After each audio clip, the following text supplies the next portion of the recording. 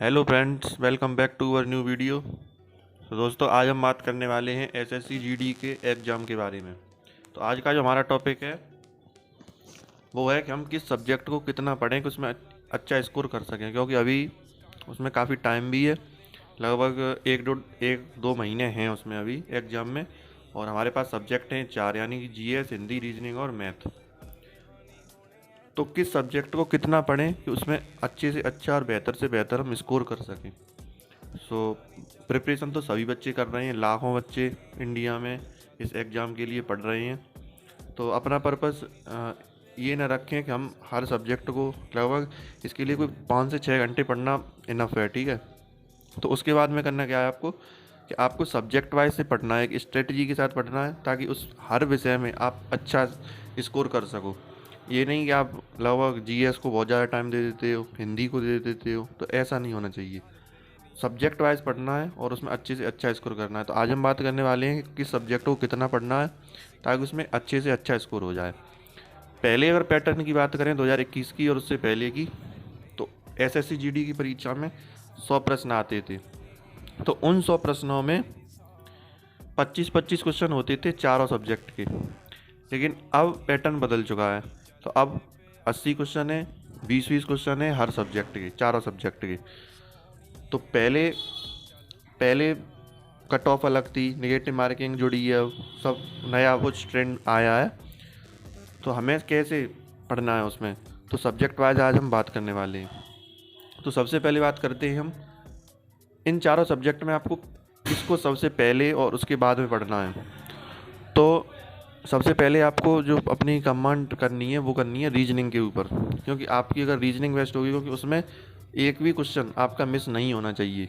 उसके बाद में मैथ, रीजनिंग का हम हिंदी भी ले सकते हैं, क्योंकि हिंदी में ऐसा भी कुछ होता नहीं है। सिलेबस भी उसमें काफ़ी कम है, सिर्फ कुछ टॉपिक्स ही हैं और जिनको सिर्फ आप रट भी सकते हो, ठीक है। वो रटने लायक भी हैं और उससे अच्छा है कि आप प्रैक्टिस करो तो और अच्छी बात है।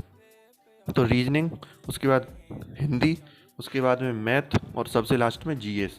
बहुत सारे बच्चे होते हैं जो जीएस पे काफ़ी अपना टाइम स्पेंड कर देते हैं, लेकिन जीएस सबके लिए कठिन है, तो भाई वो आपके लिए भी कठिन आएगी ही आएगी। तो इससे बिल्कुल भी डरना नहीं है। तो रीजनिंग में हो सके तो उसमें आपको 100% देना है और उसमें कोई भी क्वेश्चन आपका गलत होना भी नहीं चाहिए। 20 क्वेश्चन आ रहे हैं, कोशिश करो कि उसमें 20 में से 20-20 आपके सही हों, लेकिन मतलब 18-19 तक तो आप पहुंच ही जाओगे। और उसके बाद हिंदी, तो हिंदी में भी यही स्कोर होना चाहिए जो रीजनिंग का है, यानी कि 19-20 क्वेश्चन होने ही होने चाहिए। और उसके बाद में मैथ आता है। तो किसी भी बच्चे का मैथ कमज़ोर भी होता है और किसी का बहुत अच्छा भी होता है। जिसका अच्छा होता है भाई वो तो 19-20 तो कर ही देगा, लेकिन कमज़ोर है तो ये भी आप एक बात समझ के चलिए कि इसमें सिलेबस भी एसएससी जीडी का भी बहुत कमज़ोर है। कोई हाई लेवल का मैथ भी नहीं आना है इसमें, ठीक है।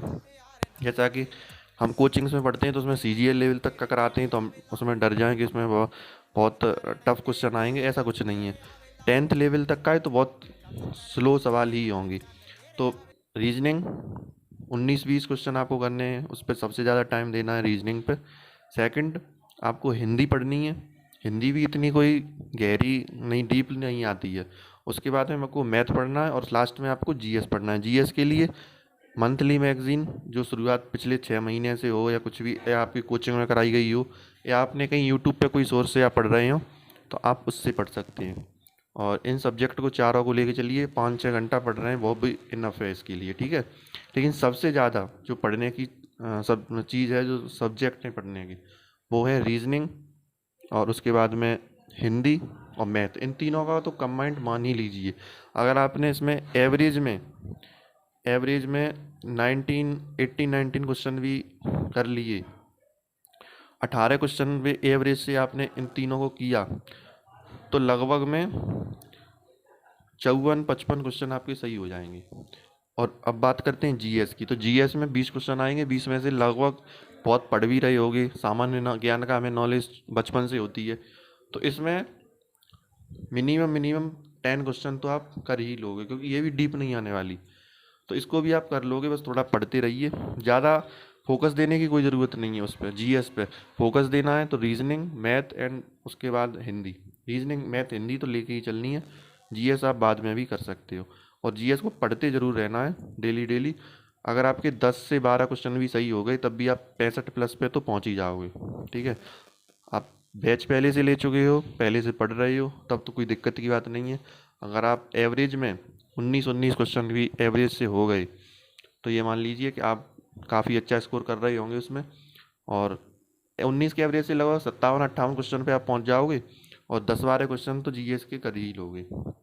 ठीक है, और सबके लिए कठिन होगा तो आपके लिए भी कठिन है, और इस बार कठिन आने की कोई उम्मीद भी नहीं है, क्योंकि बताया जा रहा है कि इसमें फॉर्म भी कम है। पिछले 2021 में जब वैकेंसी लगभग 24-25 हज़ार थी तो उस वक्त 71-72 लाख फॉर्म डले हुए थे। 2022 में ऐसा बिल्कुल भी नहीं है। आई तो वैकेंसी 25-26 हज़ार ही थी, लेकिन उसमें सरकार ने बढ़ा दी तो 45-46 हज़ार वैकेंसी हो गई। लेकिन फॉर्म उम्मीद लगाई जा रही थी कि पिछले साल से तो ज़्यादा ही होंगे, क्योंकि पिछले साल भी बैठे थे जो लोग 71-72 लाख, वो भी डालते, और 20-25 लाख लोग तो हाई स्कूल कर ही लेते हैं हर साल, तो वो भी डालते। लेकिन ऐसा इस बार नहीं हुआ।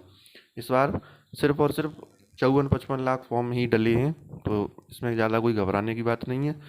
तो अगर फॉर्म कम है, सीट ज़्यादा है, तो उनको मतलब जो टफ पेपर आ रहा था तो उनको वो कम तो करना पड़ेगा। ठीक है, आप बस तैयारी पे लगे रहें। अभी बहुत समय है, 1-1.5 महीना है अभी, आराम से कर सकते हैं। जिसका गोल क्लियर है उसके लिए 1 महीना काफ़ी है। इसी के साथ मैं हाजिर हूँ अगली नई वीडियो में किसी नए टॉपिक के साथ। तब तक के लिए जय हिंद, जय भारत।